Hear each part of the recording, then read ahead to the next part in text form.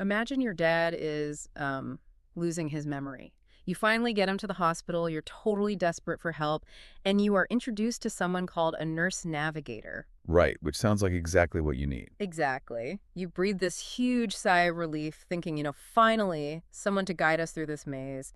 But what if I told you that Navigator is actually paid to protect the hospital's profit margins? And, well, not your dad. Yeah, it's a jarring reality to wake up to. I mean, what if their primary job is to ensure he is discharged as quickly as possible to, minimize the hospital's liability, regardless of whether your family is actually ready to care for him at home? When families step into the world of elder care, especially dementia care, they really expect a system designed around healing and compassion. Mm. But instead, they hit this wall of, cold bureaucracy, endless hold music, and strategic gatekeeping. And if you don't know how to play their game, that system will quietly bankrupt your family while you're just, too busy grieving to even Oh, notice. absolutely. It happens every single day. So, welcome to today's deep dive. Our mission today is to really decode this grueling administrative maze. We are pulling from an incredible set of source materials by Naomi Sadiq. Who is often referred to in the sources as Auntie Naomi. Right, or Charletta. And we're looking at her methodology, which is called the Abundance Blueprint. To anchor all these strategies, the sources introduce us to a protagonist named Arthur. Right. He is a devoted father, a former neighborhood anchor, and just a true pillar of his community. But Arthur is now facing a dementia diagnosis. And his children are, of course, stepping in to protect him. But they are quickly realizing that the cognitive decline is really only half the battle, right? Yeah, the other half is an administrative nightmare. Exactly. It's suffocating them under this massive mountain of diagnostic papers and omission notices. So they aren't just losing their father, they are literally drowning in systemic noise. Okay, let's unpack this. No. Because the Abundance Blueprint is essentially a masterclass on how families can, stop drowning and start outmaneuvering this broken system. It really is. And the very first step, before Arthur's kids even touch a single piece of paperwork, is a complete overhaul of the language they use. Yeah, that is the foundational philosophy Auntie Naomi teaches. She calls it the language shift. The language shift. Right. You have to move your mindset from the sterile corporate clinic back to the warm human environment of the kitchen table. I would like that. Because the clinical system relies on language that reduces a human being to a trackable metric. Yeah. Charletta's strategy actively rejects that clinical jargon in a process she calls bringing dignity back to the dirt. So let's look at the specific translations the sources provide, because the contrast is honestly stark. In the hospital's database, Arthur is categorized as a geriatric, or simply a patient. Mm. But in Auntie's blueprint, the family must exclusively refer to him as a senior hidden treasure. The terminology just completely redefines the subject. A patient is, well, a liability that needs to be managed and eventually discharged. Yeah. But a senior hidden treasure, that is a human being with a legacy that requires fierce protection.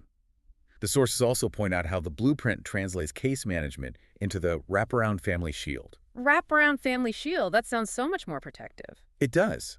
And perhaps most importantly, what the medical system writes off as palliative or end-of-life care, Auntie Naomi rebrands as non-palliative care navigation. Oh, wow. Yeah, explicitly focusing on protecting the living quality of the person rather than just, waiting for the end. Let me push back on this, though. I mean, if you are a family staring down a terrifying diagnosis and you're totally exhausted from caregiving, this sounds a bit like a psychological comfort blanket. I could see why you'd say that.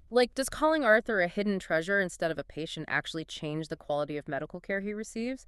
Or is it just making the grieving family feel a little better? Well, what's fascinating here is that the vocabulary you use actually dictates the entire power dynamic in the room. Mm. This isn't about feeling warm and fuzzy. It is about establishing authority. Okay, how so? When you walk into a clinical setting and accept the titles of patient and case management, you are implicitly agreeing to let the hospital dictate the timeline, the care plan, the rules of engagement. You are adopting a passive posture. You just sit in the chair and wait for the doctor to tell you what happens next. It's like walking into a courtroom and letting the opposing counsel act as your translator? Yes, exactly. You've already forfeited your agency before the negotiation even begins. Precisely. So by adopting the language of the wraparound family shield, You are signaling to these massive institutions that the family is the ultimate authority. You stop asking for permission to coordinate your father's care, and you start directing it. You shift from playing defense to playing offense, Exactly. which is absolutely critical because the moment you step onto the battlefield, you are met with operational gatekeepers. And the sources detail just how quickly Arthur's cognitive health is slipping. I mean, time is not a luxury his kids have. No, not at all. Yet they are immediately locked out by HMO versus PPO network rules. They are dealing with missing referral codes just to get him in front of a cognitive specialist and spending literally hours on hold. And that friction is by design. The system demands that the family act with extreme urgency, but the bureaucracy moves at a glacial pace. If you just call the HMO and, ask for a referral to be expedited, you're treated as a nuisance. Right, they just put you back in the queue. Exactly. You're just another complaint. But the abundance blueprint doesn't accept the queue. It teaches families how to weaponize the system's own network rules to force the HMO to move at the speed of the family's crisis. Yes. And I want to dig into the mechanics of that because it sounds almost impossible for a normal person to do. How do you force a massive insurance company to hurry up? You do it by understanding the regulatory triggers they are terrified of violating. Oh, interesting. HMOs operate under very strict internal compliance mandates and state-regulated grievance timelines. If you understand the fine print, you don't just call and complain. You legally initiate a formal grievance or cite specific compliance statutes regarding continuity of care. So you use their own rules. Right. The moment you pull those legal triggers, their internal risk management protocols kick in. They are legally mandated to respond and resolve the issue within a specific window, often 48 to 72 hours, rather than the standard 30 days. You are literally using their own regulatory framework against them. You are speaking their native language of liability. Precisely. And while Arthur's kids are trying to navigate these insurance hurdles, they encounter the person we mentioned at the top of the deep dive, the billed nurse navigator. Yeah. In the sources, there's this incredibly frustrating moment where this so-called navigator doesn't even pronounce Arthur's name correctly off the chart while his family is completely overwhelmed. Wait, a nurse navigator sounds like exactly who you'd want on your side. Are you saying they're actually an adversary to the family? Well, titles can be incredibly deceptive. You hear nurse navigator, and it implies that this professional is navigating the chaotic waters of the healthcare system on your behalf. Right. That's what I would assume. But you always have to look at the financial architecture. Who signs that navigator's paycheck? A hospital. The hospital does. Therefore, clinical navigation is engineered to protect the hospital's metrics. Their definition of a successful navigation is getting Arthur stabilized enough to be discharged quickly, ensuring the bed is freed up, and preventing a readmission that would penalize the hospital financially. Wow. That is a fundamental conflict of interest. The hospital's financial goals are actively competing with Arthur's long-term well-being. Which is why the blueprint draws a hard line in the sand. It urges you, as the listener, to demand the difference between a clinical nurse navigator and a professional, culturally aligned support coordinator. So a support coordinator is different. Very different. A true support coordinator works exclusively for the family. Their only key performance indicator is the protection of your household. Yeah. They know Arthur's history, they understand the cultural nuances of his care, and they aren't bound by some corporate discharge quota. Because once the hospital discharges Arthur, the clinical team just wipes their hands clean, but the family's real crisis is just beginning. Exactly. The sources dive heavily into this under the concept of social determinants of health, or SDOH. Right. SDOH is a public health term for the non-medical factors that dictate a person's health outcomes.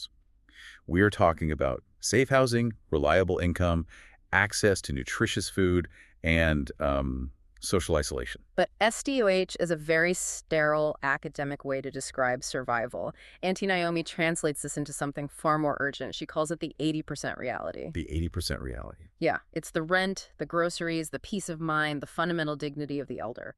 Arthur's family gets hit with a massive wave of sticker shock when they realize what long-term care actually costs. Because Medicare and private insurance are designed to cover clinical interventions. They will pay for the cardiologist, the MRI, the prescription medications. But they do not care about the household budget. Right. They almost never cover the daily, non-medical custodial care that a dementia patient requires. They don't pay for the adult daycare so Arthur's kids can keep their jobs. They don't pay to have the bathroom modified so he doesn't slip. I think of the medical system as an iceberg. Oh, that's a good way to look at it. The doctor's visits, the clinic, the prescriptions, that is just the visible tip of the iceberg poking out of the water. That represents maybe 20% of the situation.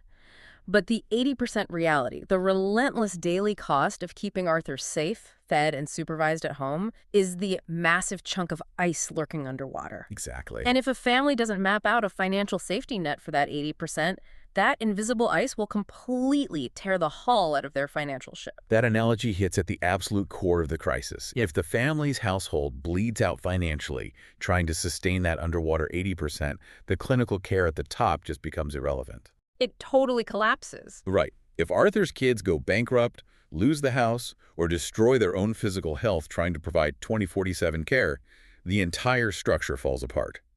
The clinical team can prescribe the best cognitive medications in the world, but if Arthur loses his safe environment, his dignity is gone.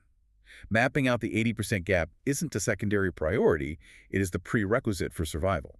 So the obvious question is, how do you protect that 80%? Because if the system isn't going to help you and, in fact, is throwing up roadblocks, you need a defense mechanism. You do. The sources call this ultimate solution building the wraparound shield. And the core requirement for this shield is absolute legal perfection. Let me illustrate why that perfection is necessary. The sources describe a scenario where the family receives a cold, automated omission notice. A vital care document or an insurance claim is flat out denied. Just denied out of nowhere. Out of nowhere. Yeah. And when they investigate why, it wasn't because the care wasn't medically necessary. It was because a single signature line was left blank. A single blank line on page 12 shuts down the entire care plan. That is infuriating. It is the bureaucracy functioning exactly as designed. It is an automated sorting system looking for any technicality to delay or deny payment. If you give them a crack, they will exploit it. Wow. So the blueprint solution is to build that wraparound shield long before the crisis reaches a boiling point. You have to secure the power of attorney, the HIPAA waivers, the advanced healthcare directives, and you have to execute them with airtight legal precision while your hidden treasure still has the cognitive ability to sign them legally in front of a notary. Here's where it gets really interesting.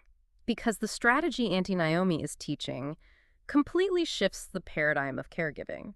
It sounds like the goal is no longer just to be a loving child surviving a medical crisis. The goal is to literally out-bureaucrat the bureaucrats. Yes. But if I'm a listener right now and I'm already exhausted just trying to get my dad to eat his breakfast, how on earth am I supposed to transition into a legal compliance expert? I mean, it sounds daunting, which is why Auntie Naomi codified it into a concept she calls the SGB2B standard. That stands for boardroom game meets bedside manners. Boardroom game meets bedside manners. Yes. Think about how a Fortune 500 company protects its assets, right? They have compliance officers, standardized operating procedures, and rigorous legal reviews. Right. They don't mess around. Exactly. They don't rely on hope. They rely on infrastructure. The SGB2B standard teaches families to adopt that exact same enterprise-level rigor to protect their community. You cannot fight a multi-billion-dollar healthcare corporation with just love and good intentions. You will lose. You need a system. You fight them with airtight legal documents and an intimate knowledge of their own compliance rules. If we connect this to the bigger picture, you force corporate structures to respect and fund non-clinical community care. There's a line from the sources that perfectly encapsulates this. It says, "We aren't corporate, we are protected." It's about taking the cold, ruthless efficiency of the boardroom and using it to build a fortress around the kitchen table. And when Arthur's kids finally execute this blueprint, when they stop relying on the hospital's navigators and become the navigators themselves, when the documents are legally flawless and the 80% reality is financially mapped out, the transformation is profound. The panic dissipates. The relentless barrage of administrative firefighting just stops. And what they are left with is the space to actually be a family again. Yeah, that's the whole point, right? Exactly. They can sit on the porch, hold their father's hand, and focus entirely on preserving his legacy. They have handled the administration, which allows them to reclaim those quiet, profound moments by the bedside. But you only get the privilege of that quiet bedside after you have built the shield.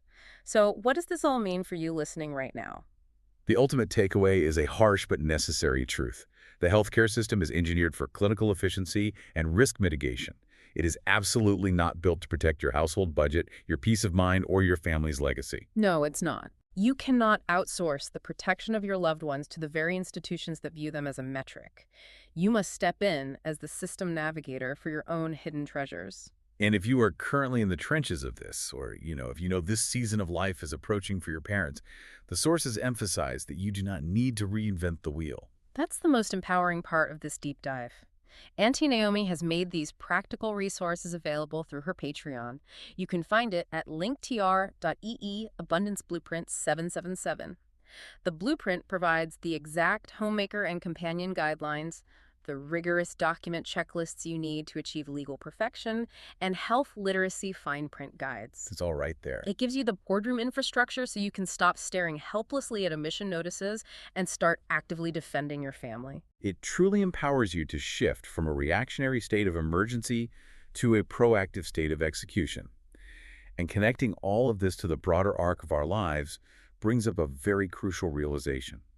As a society, we spend our entire adult lives obsessing over the accumulation of wealth. We meticulously plan our retirement accounts, we maximize our 401ks, and we consult wealth advisors to ensure our financial independence. Oh, for sure. We plan endlessly for the peak of our lives. But this raises an uncomfortable yet vital question to leave you with today. We plan for the wealth, but do we ever plan for the administration of our decline? If you suffered a cognitive event and became a hidden treasure tomorrow, who in your life right now is legally equipped, financially prepared, and trained to fight the boardroom game for you?